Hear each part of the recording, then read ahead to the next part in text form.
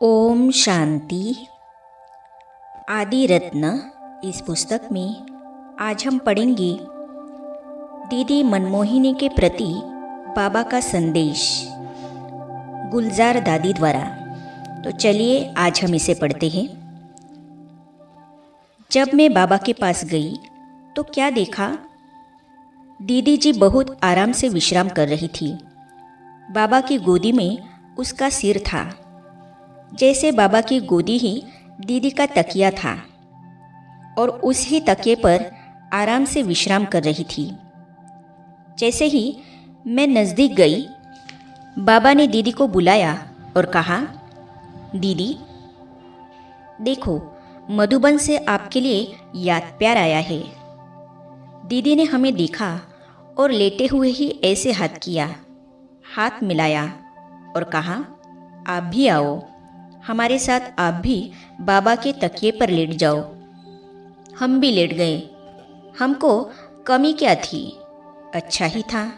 दीदी ने कहा, देखो ऐसा तकिया तो कभी किसी को नहीं मिला है। मुझे तो बाबा ने एक मास से तकिए पर ही सुला दिया है और मैंने बहुत अच्छे अनुभव किए हैं। तुमने भी वो अनुभव नहीं किए होंगे जो हमने किए हैं। हमने कहा, आप तो दीदी हैं, हम तो दीदी नहीं हैं। आपके अनुभव तो ज़रूर हमसे अच्छे ही होंगे। फिर दीदी ने कहा, तुम कहोगी हमको अनुभव सुनाओ, पर अभी मैं नहीं सुनाऊंगी, लेकिन सुनाती रहूंगी कि मेरे अनुभव क्या रहे। बाबा ने कहा, देखो नंबरवार तो है ही ना। सभी बच्चों में नंबर 1 तो दीदी दादी है।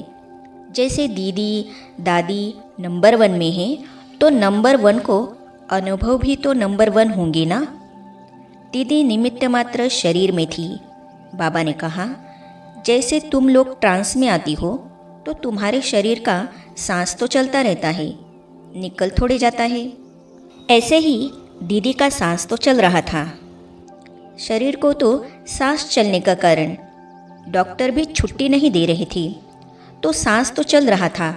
परंतु जैसे तुम लोग ट्रांस में जाते हो और शरीर का सांस चलता रहता है और तुम अपनी धुन में होती हो, जो देखती हो उसी दुनिया में होती हो, इसी रीति से दीदी जी भी पूरा समय भिन्न भिन्न अनुभव में विचित्र रूप की ट्रांस में थी।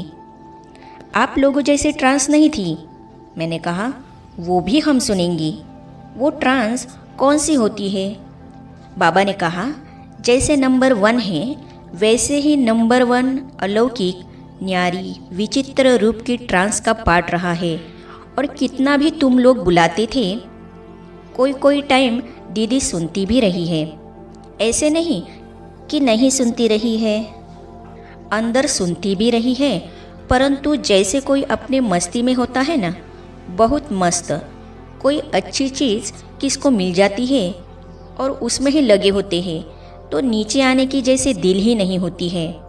इसी रीति से वो सुनती ज़रूर थी, समझती भी थी।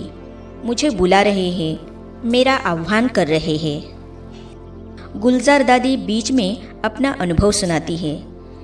मुझे याद है, दीदी ने जिस दिन शरीर छोड़ा, उससे एक दिन पहले हमने डॉक्टर से छुट्टी ली थी कि आप दवा करो और हम दुआ करेंगी। इसीलिए हमारी कोई भी बहन वहाँ बैठकर 20-25 मिनट योग करेगी। डॉक्टर ने कहा, यह तो बहुत अच्छा। दवा के साथ अगर आप लोगों की दुआ भी हो तो हमको तो बहुत अच्छा सहयोग है।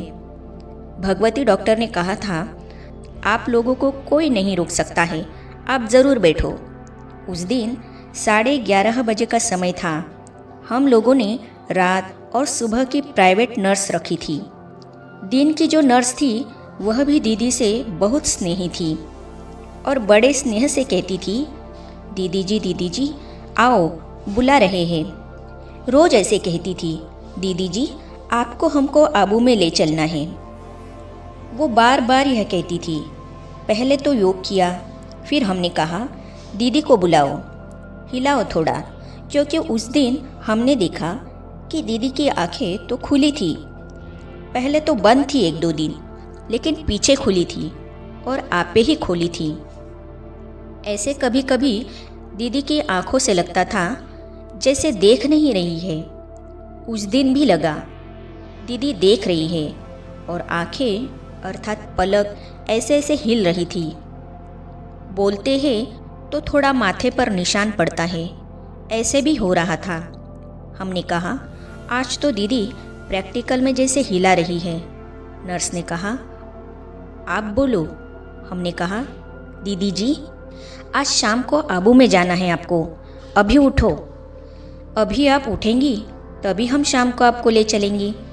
नर्स ने भी बोला दीदी जी टिकट आ गई है, आप उठो उठो उठो, अभी उठो। अच्छा नहीं उठ सकती हो तो हाथ हिलाकर बताओ कि आप सुन रही हो। तो दीदी जी में हाथ उठाने की ताकत तो थी नहीं, पर हाथ थोड़ा ऐसे किया अर्थात हिलाया। तो उस समय हमको ऐसा लगा कि आज दीदी जी हमारी आवाज़ सुन रही है, ऐसा लगा मुझे। लेकिन कोई पूरा होश तो नहीं था, कमज़ोरी काफ़ी थी जिस कारण हिल नहीं सकती थी। गुलजार दादी ने अपना अनुभव यहाँ पूरा किया। आगे हम पढ़ेंगे। तो बाबा ने सुनाया बच्ची बीच बीच में सुनती ज़रूर है और महसूस भी किया है। तो बाबा के संदेश में आगे हम और भी अनुभव सुनेंगे अगली कड़ी में। तो इसे जानने और पढ़ने के लिए इस चैनल को सब्सक्राइब करने के साथ ही साइड में जो बेल आइकॉन है उसे भी क्लिक कीजिए ताकि आने वाली सभी वीडियो और अब तक की सारी वीडियो अब तक पहुंचती रहेगी। ओम शांति।